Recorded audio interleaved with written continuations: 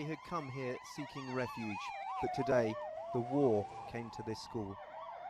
The playground peppered with shells, the results were devastating. A few minutes later, we watched the first casualties arrive at the local hospital, child after blooded child. This boy reeling in shock as doctors lost the battle to save a member of his family. For more than 30 minutes, the ambulance crews flooded this tiny hospital with more and more victims. The Palestinian death toll in the latest war between Israel and Hamas has now reached and surpassed the 800 mark. Almost 3 weeks of fighting in the Gaza Strip has now led to days of rage, riots and protests in the streets. And despite Israel's assertion they have every right to protect themselves, the world is growing increasingly impatient with innocents being killed and no ceasefire in sight. Welcome back to MidPoint. Fellow at the Johns Hopkins University School of Advanced International Studies, also author of Making David Into Goliath, How the World Turned Against Israel, Josh Muravchik joins us today. Josh, thanks so much for being here again. Oh, you're welcome, Ed. Thank you for having me on. Josh, we have learned in the last 5 minutes that Israel's Security Cabinet has unanimously rejected the ceasefire proposal today that called for a week-long truce in the conflict. This was the one that John Kerry had proposed. According to public television in Israel, quote, the Security Cabinet has unanimously rejected the ceasefire proposal of Kerry as it stands, unquote. Any shock whatsoever? Well, I'm not. I'm not shocked. There's earlier on, Israel had accepted several ceasefire proposals and actually had gotten into this war very reluctantly.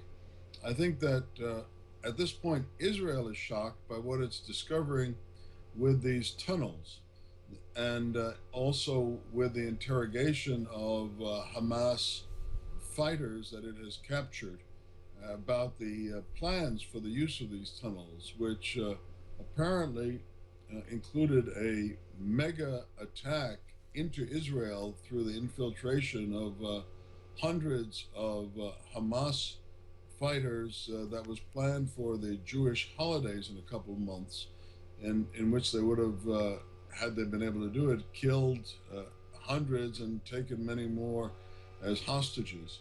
So I think this has really steeled the Israeli leadership and all Israelis to feel that they have to eradicate the tunnel threat, and maybe even a more dire one than the rocket threat, because they don't have an Iron Dome type defense for the tunnels. Josh, I'm just going to go ahead and we'll take this a little bit farther here, but is that maybe what is driving Israel at this point? Because they are so good at intelligence, and they always have seemed in the past to be a step, 2 or 3 steps ahead of the enemy many times in protecting the country. But to be so shocked to find the tunnel system they found, to learn what they're learning now, that they're second-guessing themselves and asking, what else didn't we know? So perhaps this is going to push them now to, in their words and the words of many others who support them, to finish the job. Well, I think that's right. I think that there's going to be a lot of recriminations within Israel when this is all over, that this will have amounted to a pretty significant intelligence failure. They are really great at using high tech. That's how they're deflecting all these rockets and missiles that Hamas is shooting at them. And presumably, I'm not a technician, but presumably there might be available some high-tech means, or at least better ones than they've had, for detecting the tunneling activity. But they didn't do that, and they knew there were some tunnels. They had found some before. There had been other incidents, but I think the scale of it is much bigger than they knew, and the ambition of Hamas that they're now reportedly reporting that they're discovering from the interrogations is much bigger than they realize in terms of how large a terror event that was planned here would have been. Something like the equivalent of 9/11 to us. That is, we knew there was terrorism, but this was an attack on a scale that we had never thought of happening before, and I think that's what Israel is discovering right now with the tunnels. When you're comparing this to 9/11, I mean, that is shocking to so many people to hear that. We all remember what happened then. But let's talk about these tunnels then. When you mention the word tunnels and others say it, we're not talking about the Dirty Dozen Hollywood-style tunnels here. We're not talking about dirt tunnels. Are we not talking about very sophisticated, almost a labyrinth of tunnels here that are made out of concrete, that are bunkered, that in many ways have taken a tremendous amount of time to create? This isn't just something that was dug overnight. Right. There are, I mean, so far I think they've discovered about 40 of them, but you see different things from different sources, but there's a suspicion that there may well be dozens more, and they go all the way into Israel. And many of these tunnels, from what I've heard or read, once they reach into Israel, in turn sort of branch out, so that there are multiple exits from these tunnels in which these Hamas fighters could have gone out into Israel. And they are all concrete built. There are photos, you can see of them on the internet. They're not only built of concrete, but they're also, they've got electricity, they've got ventilation. And something else interesting, they apparently also have holding rooms that the Israelis have found stocked with hypodermics and handcuffs. And it was clear that the plan that Hamas had afoot involved both killing a lot of Israelis, but also capturing a whole bunch and taking them back to be hostages. And apparently that's what these holding rooms were for. So it was a huge operation. Why does Israel then not make a lot of this information as public as possible? And I ask that in the sense that the media and the world sees a tremendous amount of the destruction that's going on in Palestine now, in the Gaza Strip.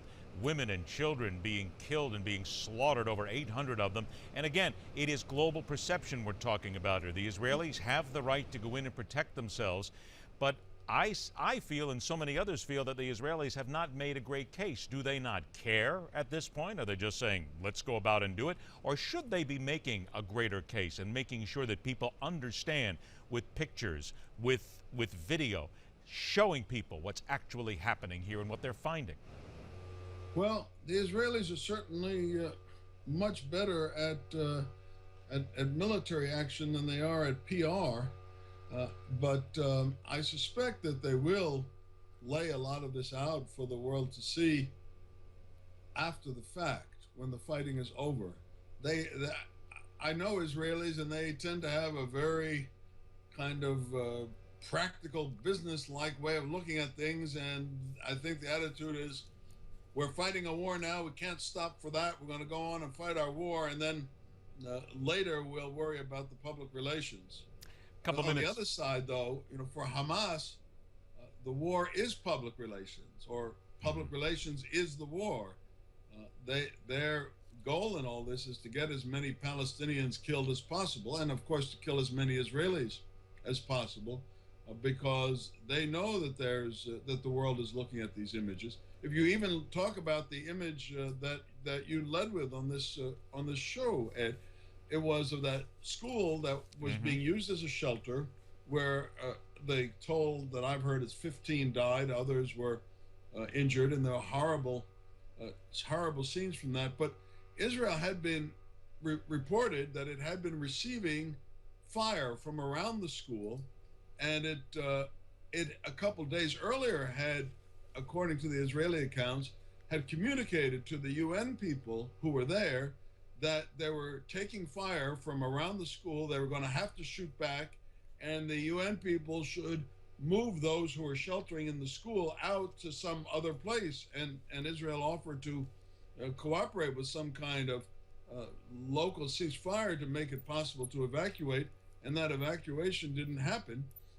Hamas discourages those evacuations because it frankly likes to see Palestinians die. The Hamas mantra is, you love life, but we love death.